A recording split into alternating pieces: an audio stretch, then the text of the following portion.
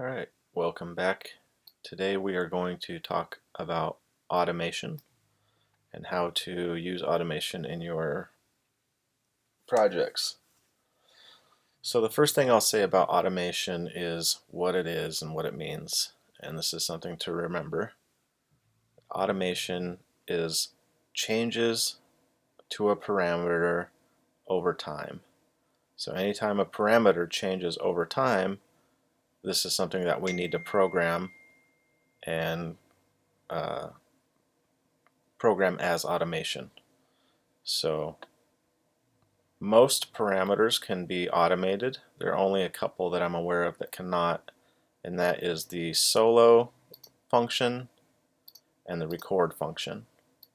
Otherwise, every other parameter should pretty much be automatable.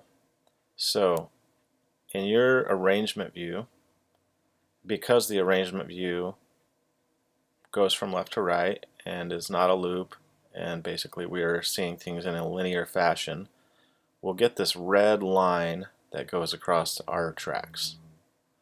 This red line is our automation control. And you'll see that it's down on this track. If I hover above my strings track, you'll see that red line becomes highlighted. And this is for all of my tracks. So what this line represents is whatever parameter I have chosen. So right now, if we look at over here in on our track here, it tells me that we're looking at my mixer, meaning the track mixer, which is the 5 parameters we've talked about: mute, unmute, volume, panning, solo, record. So this is our track mixer. And what parameter of that track mixer we have selected? Right now we have our speaker on selected. So that would be our active and inactive button that this red line is now representing. So you can see I have it turned off. That red line goes into the off position. If I turn it on, that red line is now in the on position. So what we can do is we can double click on this red line to create anchor points, and right now it's in the on position. And if I click another anchor point and I pull it down, now when we're crossing over this line here, you'll see that automation turns off. The automation turns the active inactive button off. And if I wanted to, I could come in here and write automation again and turn that back on.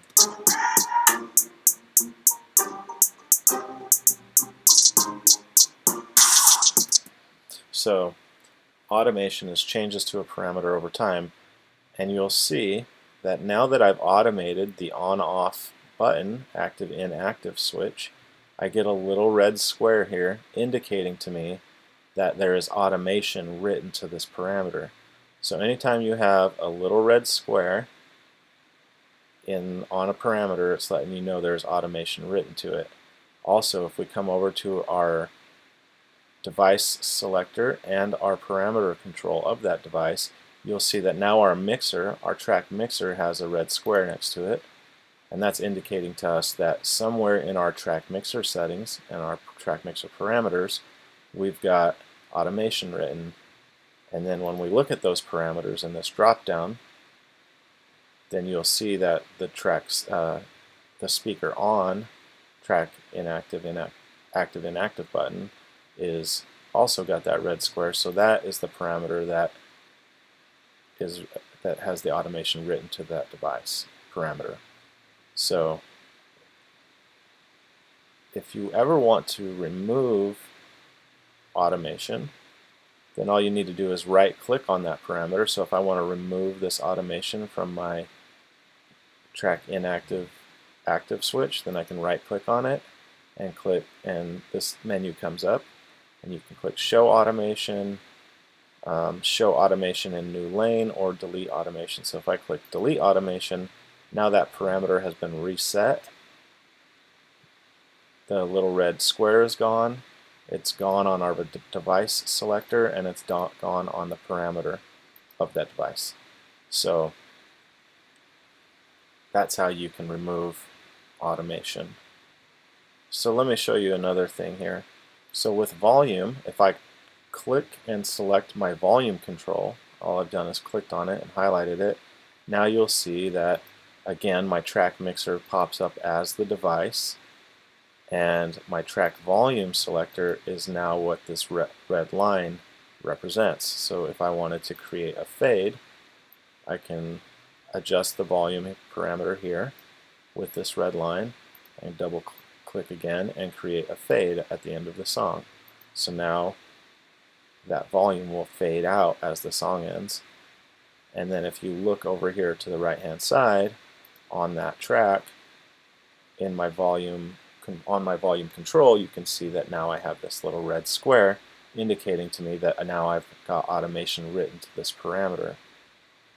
Again, over here in the track, in the device selector, device and parameter selector, track mixer, meaning I've got something in my track mixer that's now got automation written to it, and what that device is, or what that parameter is, and that is my track volume. So this is just indicating to us that there's automation written to this parameter. Now, one thing to be aware of, and I'll just demonstrate this real quick, you'll hear the volume and you'll actually see it changing and moving over here on the track.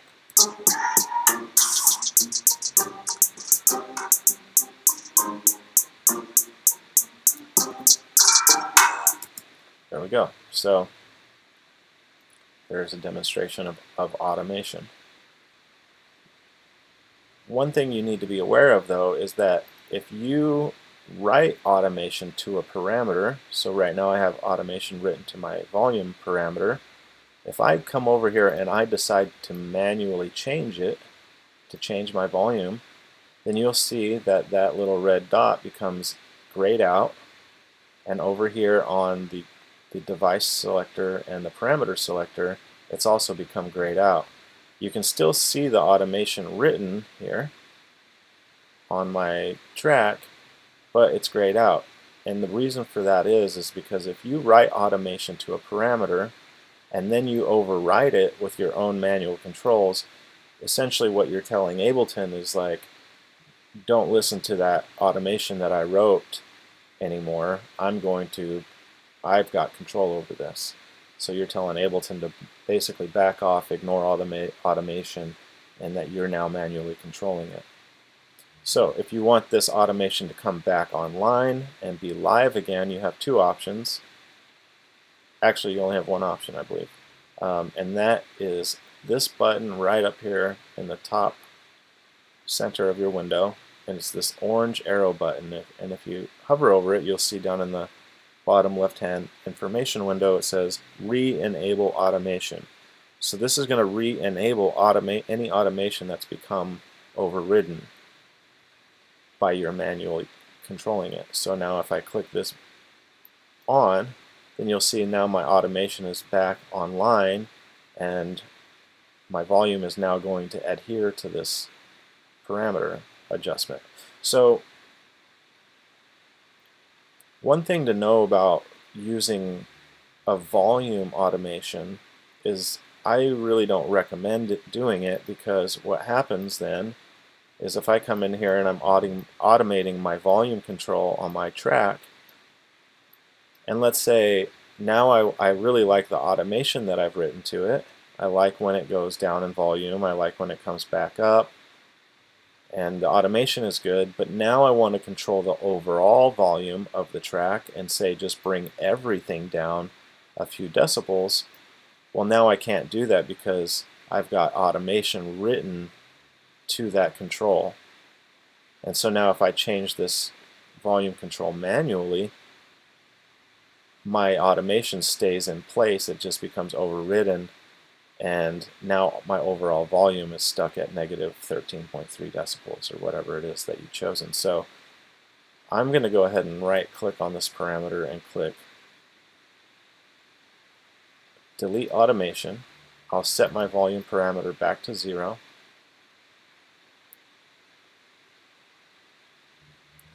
And my recommendation for using automation on volume control is by using a plugin called Utility.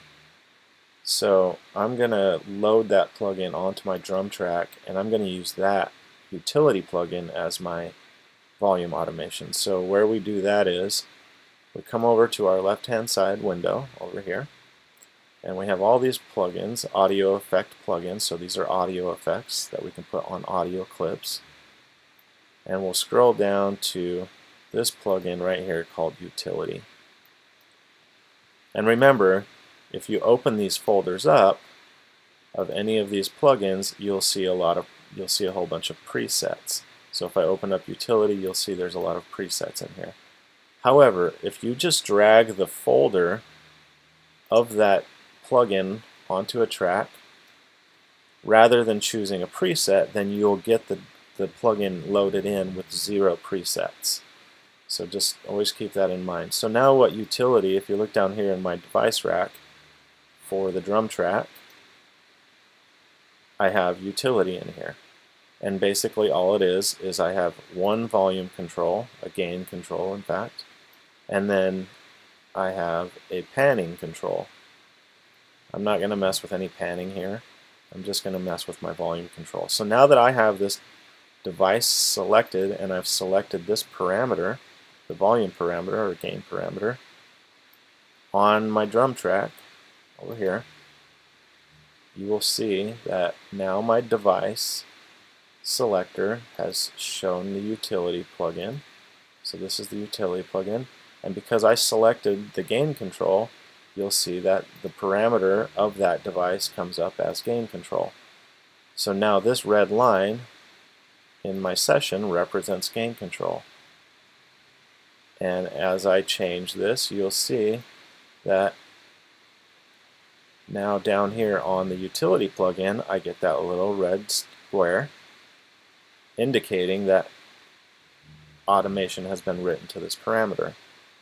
Also over here on the device selector of my track, my drum track, you'll see that the Utility device is selected, the gain control is selected, and now I've got this red dot indicating that automation is written to that parameter. So if I play this over time, you'll see that that parameter changes over time.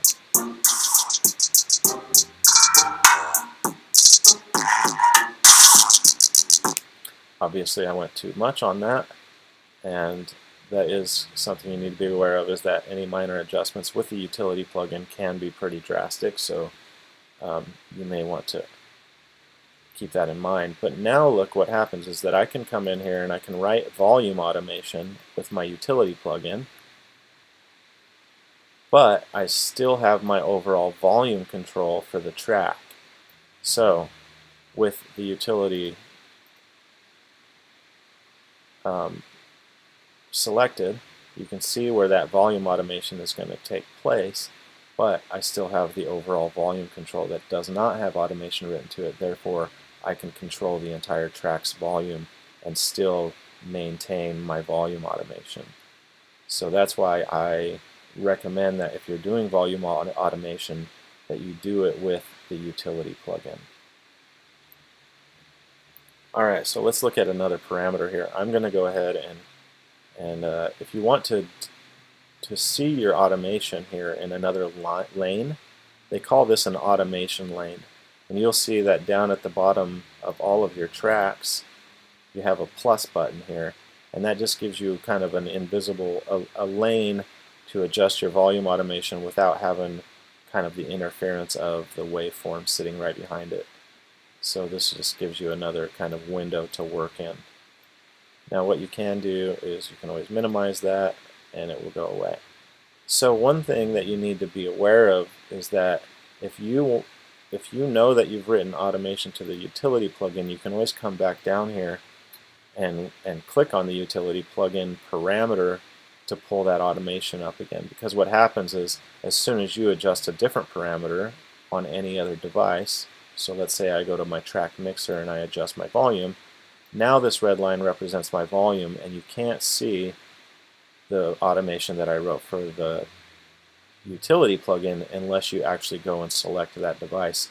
So what you can do is you can come down to your device selector on this track select the plugin that has the select the utility plugin, and you can see it has automation written to it with that red square, and then this is how you can come back and display the automation from the different devices that you have written to those tracks. So I will go ahead and just get rid of this utility plugin for now, just to keep things simple. And I'll show you that now if I click on my panning, so we'll stay on the drum track. If I click on the panning for this track, then now you'll see that this red line now represents the track panning. So we've got the device selector, mixer, track panning parameter. So now if I click on this parameter, I can create anchor points to go from center to the right hand side, center to the left hand side, or right to the left, and you can make your track, essentially go left to right, left to right, left to right. And if I come in here again and I manually change this parameter, then you'll see I'm overwriting it, and I'm telling Ableton, don't pay attention to anything I've done as far as automation goes. I've got manual control over it now. And then if I want to bring that automation back online, then I click back re-enable automation button, and voila, it's back. And what I can do is I can show this in a different automation lane and highlight all of that automation, press the delete key, and I've deleted all my automation points. So that's one quick way of getting rid of the automation that you've written. You can also get rid of it by, like I said before, right-clicking on the parameter and clicking delete automation. You can also delete it one anchor point at a time by double-clicking on the anchor point that you've created to erase it. So you have quite a few options. One more thing that I'll show you is that when I say any device parameter can be automated, I really pretty mean that. So let's say I grab an EQ. This week we'll talk about equalizers and panning more. But I'm going to bring this equalizer onto the track here, and let's say I select the low gain. And now that I've selected that low gain parameter, you'll see that in the device selector, I've got the EQ3 selected. That's the plugin I have, the device. And then I have my low gain parameter selected, which is now what this red line represents. So if I change this, you'll see that down here in my device, you'll see that this now has automation written to it. And that's what it is. That's how you use automation. So you can automate any device parameter other than solo and record. I'm going to go ahead and click right-click on my parameter, click delete automation, and now everything's set back to how it was. So any device parameter can be automated. If it can be adjusted, then it can be automated. If it's just an on-off type switch like solo, solo and record are the only two that I'm really aware of that don't automate. Your track active inactive switch does, your volume control, your panning, and then any of the plugins that you use. So automation can be applied to any device parameter that can be modified.